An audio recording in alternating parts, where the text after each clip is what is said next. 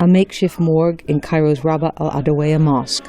Mourners pray over the bodies of demonstrators killed in clashes with security forces early Saturday. Relatives grieve as the victims are identified. Nearby, those wounded in the pre-dawn fighting get basic care. As the bodies are taken from the mosque, anger mounts at security forces.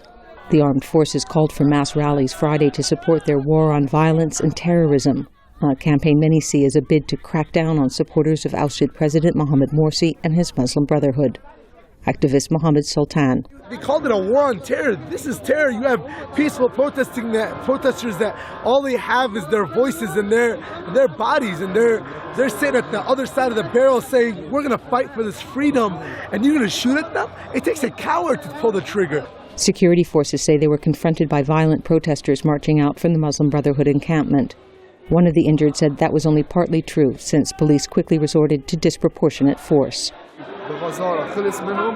They used live ammunition and used it against protesters present here in the square, and whenever protesters attacked them, they shot live bullets at them. The violence seems set to only deepen the nation's divisions. Some protesters have redoubled their rejection of any talks with the interim government. Others say they'll broaden their anti-military movement.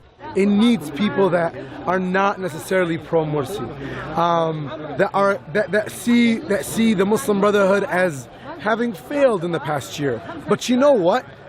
That approval ratings, whether it goes up or down, that doesn't determine whether you break the ideals and principles of democracy. That's not how democracy works. You don't get to choose when you want to oust a president. You wait until the term is done. Despite the violence and the killings, people here at the pro-Morsi encampment vow to stay on, pressing home their point they want no military intervention in Egyptian political affairs. Elizabeth Arrott, VOA News, Cairo.